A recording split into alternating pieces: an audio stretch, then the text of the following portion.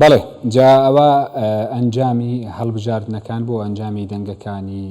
هەدەپە بوو کە کەمی کردووە بەڵام ئەمەش تاوەکو ئێستا یەکلایکەرەوە نین ئەمە کەی دیار دەبێت کاتێک کە کۆمسیۆن جارێکی دیکە ئەنجامەکان ڕادەگەێنێتەوە دەڵێت لە نەتیجەی تانەکانە و تانانەی کە لە سندوقەکان دراون کە هەدەپە تانەی لە نزیکی 1000 سندوق داوە بە پێی ئەو تانانە ئەنجامەکان وها دەگۆڕێنەوە کە گوتم پێشبینی دەکرێت کە 7 کورسی دیکە بۆ هەدەپە بڕواواتە لە 61 کورسیەوە ببێ با 68 کورسی زیاتر شرۆڤەیە بابەتە دەکەم لە ئیستانبولەوە بەڕێی سکای پرۆفیسۆر دکتۆر ئوفوک ئۆراسم لەگەڵدایە ساین ئۆراس خۆش گەلدنس کایرمی دۆرتە بەخێر هاتن بۆ کوردستان دەخوازم بەvê dest pê bikim di beşdariya berê de we gotibû eger na HDP ser neket niha ez carekî din nêrine we dixwazim encamin ئەم سیستەمە بووەتە هۆی لە ڕووی سیاسیەوە بێگومان لیستی هاوبەش شتێکی زۆر گرنگە و کاتێک دەچیتە پەرلەمان لیستەکە جیا دەبێتەوە هەر پارتێک دەچێتە سەرڕێی خۆی بەر لە هەڵبژاردنەکان یەکبوونێک نەبوو لە نێوان ئەو دوو پارتە و بۆ هۆی سەرسوڕمانی خەڵکو لە بە هەمان شێوەش لە ناوچەیەکی دیکەدا مەهەپە و جەهەپە و بووە هۆی ئەوەی مەهەپە سەرکەوێت و بە هەمان شێوە جەهەپە و یەسەپەش ببێتە هۆی دۆڕانی یەسەپە و جەهەپە.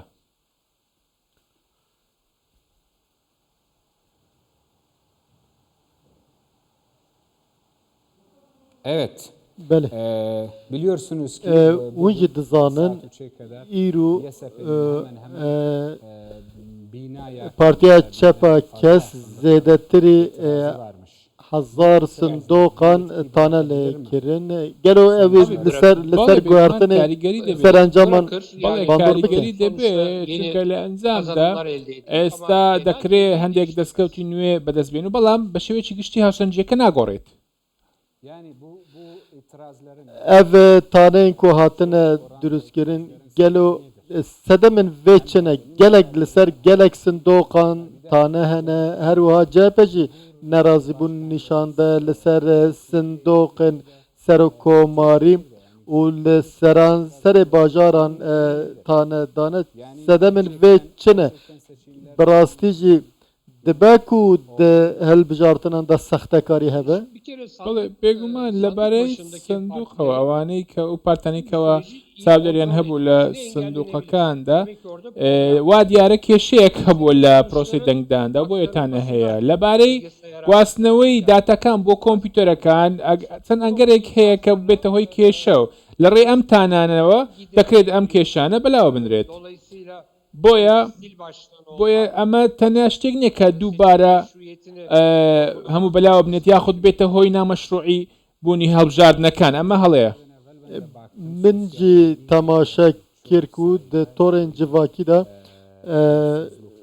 şirovên wiha hene dibêjin gelek sextekarî hene dîmenên wan jî hatibûn belavkirin gelo em karin baweriya xwe bi wan wêneyan bînin ew لیستان بین بەڵێ بێگومان بەشێک لەوانە ئەگەری هەیە ڕاست بێت و یاخود لەوانێ لایەن سوۆشیال میدیاوە گەورە کرابێت بەڵام لە ئەنجامدا هەموو ئەو تانانەی پێویستە وەڵامی بدرێتەوە و لە ڕووی یاساییەوە چارەسەر بکرێت و بەرامبەرێکی هەبێت ئێستا ناکرێت ئەمە وەکو شتێکی نامەشروعی ئاماژەی پێ بدەین و پێویستە ئاماژەکان بۆ گەڕی دووەم بێت em dixwazin behsa hilbijartinê serokkomarî bikin û jî dizanin bo gera duyem maye sedemên ku bo gera duyem mane çi ne بێگومان شتێکی زۆر سەختە بتوانیت زیاتر لە 150 واتە 51 بەدەست بێنیت ئەمە دەکاتە نیوەی ئەم وڵاتە بەڵام هاوپەیمانی کۆمار گەیشتوتە ئەوەی کە 49.5 بەدەست هێناوە و هەروەها لە پەرلەمانیش زۆرینەی بەدەست هێناوە ئەمە لە ڕووی سایکۆلۆژیەوە دەگوەکو دەستکەوتێک پیشان دەدرێت بەر لەمەش لە ڕووی سایکۆلۆژیەوە دەستکەوتەکان زیاتر لایەن ئۆپۆزیسیۆن نەبوو لە ڕووی سایکۆلۆژیەوە بەڵام لە کاتێک باسی هەڵاوسان دەکەین بێگومان ئەمە شتێکی سەرسوورهێنەرە کە دەسەڵات دەنگێکی ئەم زۆری بەدەستێناوە ev dixwazim pirsekî zehmet bikim di gera duyem de binêrîna we kî dê serkeve û ji bo çi گەڕی دووەم ئەردۆغان زیاتر با بڵێن خاڵی ئەرێنی زیاترە و ئێستاش خۆتان دەزانن زۆربەی پەرلەمان زۆربەی کورسەکانی پەرلەمان زیاترە yani bandora parlamentoyê dê bandora xwe li ser hilbijartinê ser û komarî bike gelo wî jî dizanin dengên AK Partî ji Erdogan gelek kêmtirin لێرەدا خاڵی گرنگ ئەوەیە کە خاڵی گرنگ ژمارەکان نییە ئێستا ئۆپۆزیسیۆن ناتوانێت دووبارە بگەڕێنێتەوە سیستەمی پەرلەمانتاری بۆیە سیستەمی سەرۆکایەتی بەردەوام دەبێت واتە دەنگدەر سەیری ئەم ڕێژانە ناکات سەیری واقعەکە دەکات wê demê ez bêjim eger ku Kılıçdaroğlu di gera duyem de serkeve wê demê di nakokiyên çawa derkevin ئەو کاتە دووبارە ئێمە دەباتەوە بۆ قۆناغێکی دیکەی هەڵبژاردن ئەگەر بێت و کلشتەرۆڵ سەرکەوێت دەتوانین بڵێن دووبارە سیستەمی پەرلەمانتاری دێت و هەوڵ دەدرێت ئەو ناهەوسەنجیە بەلاوە بنرێت یاخود کلشتەرۆڵ وەکو سەر و کۆمار بەردەوام دەبێت لە سیستەم چونکە دوای نۆ مانگ هەڵبژاردنە خۆزیەکان بەڕێوە دەچێت و دوو هەڵبژاردن ئەو کات پێکەوە بەڕێوە دەچن beriya çardê Gulanê me guhdariya bangeşeyan kir li gor we bangeşeyên nû yên her du namzetin dê çi bin stratejiya wan هەنگاوێکی نوێ ناگنە بەر چونکە کاتێکی زۆر کەممایە ئەوەی لە دەستیانە ئەو بەکاردێنن ئەردۆغان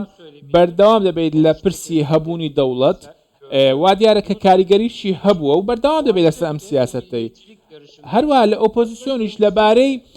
پرسی نەتەوەییەوە هەوڵ دەدات پێناسی خۆ بکات کە چەند نەتەوەییە بە بۆ چوونی من گۆڕانکاری لە دەنگەکان لەوانەیە هەوڵ دەدەن هەردوو لا دەنجی یەکتر بەرز بکەنەوە خۆتان دەزان لە گەڕی دووەم پێوەری 150 نییە aliyê opozisyonê hemû aliyên opozisyonê gilên gazinên we wiha heye endamên CHP İYİ Partî dibêjin dengê wan bo Kılıçdaroğlu neçûne Kılıçdaroğlu bo wergirtina van dengan yên netewperestan dê Kemal Kılıçdaroğlu çi bike stratejiya wê çi be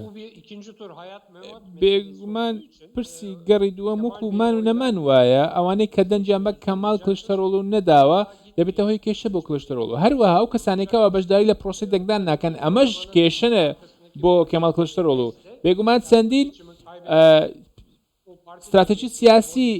جیاواز هەیە و باز لەوە دەکاتکەوە ئەگەر بێت و ئەم هەڵبژاردنە بەلاوە بنرێت و یاخود سەرکەوتو نەبێت کلشتەرۆڵ و ئاماژە بۆ دەات کە تاقڕەوی بەردەوام دەبێت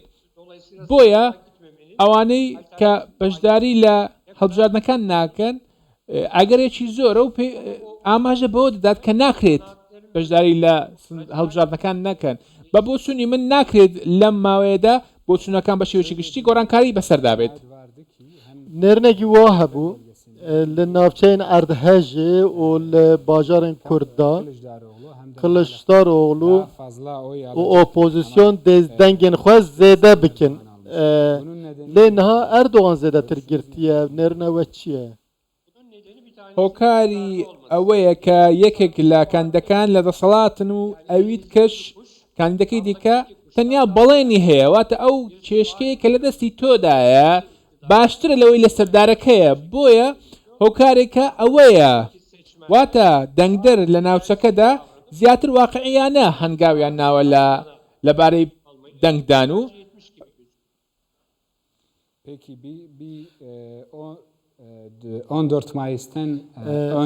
beriya çardeyê Gulanê dihat gotin ku du hevpeymanên mezin rikaberiya hev dikin ji bo serokkomarî jî niha jî gelo dîsa her du namzetên bihêz و هەردوو 14 Mayıs'tan önce gibi دیسا geçiyor وەک mu ikisi? بەریە چاردەی گوڵانە دیسا بەهێزن ئێستا ئەردۆغان لە ڕووی سایکۆلۆژیەوە دەستکەوتی زیاتری هەیە و لە پێشە چونکە جیاوازی نێوان هەردوو لایەن زۆرە بەڵام بە هەر حاڵ کلشتەرۆڵ و هانی دەنگدرانی خۆی دەدات بۆ ئەوەی ئەم جیاوازیە کەم بکاتەوە ئەو پارتێکە لە گەڕیەکەم سەرکەوتو بووە لە گەڕی دووەم بێگومان زیاتر لە پێش دەبێت Anketlerin ونجی دزانن هەژمارێک راپرسی ڕاست دەرنەکەتن وەک هەv هەنێک ژەنجامن هەڵبژارتنê دوور bûn di gera duyem de olabilir mi? gelo dibe ku sürprizekî derkeve holê Anketlerin tutmamasının nedeni AK Parti راپرسیەکان نەبوونەتە جێگەی ئەوە چونکە دەنگدەری ئاکپارتی بە شێوەیەکی گشتی ئاماژە بە دەنجی خۆی ناکات واتە دەنگدەران دەنجی خۆیان بە راپرسیەکان و کۆمپانیەکانی راپرسی ناڵێن و دەیشارنەوە بۆیە لە ڕووی سیستەمەوە پارتەکان جیابوونەتەوە لەم بارەیەوە و هۆکارەکەشی ئەمەیە کە راپرسیەکان جیاواز بوون و ئەنجامەکان جیاواز بوون لەبارەی ئۆپۆزیسیۆن هەوڵی خۆی داد بۆ کەمکردنەوەی ئەم جیاوازە بەڵام ئەمە شتێکی سەختە پرۆفسۆر دکتۆر ئوفق ئوراس ون بەشدار بوون gelek spas زۆر سوپاستان دەکەم سپاس بۆم دەفەتە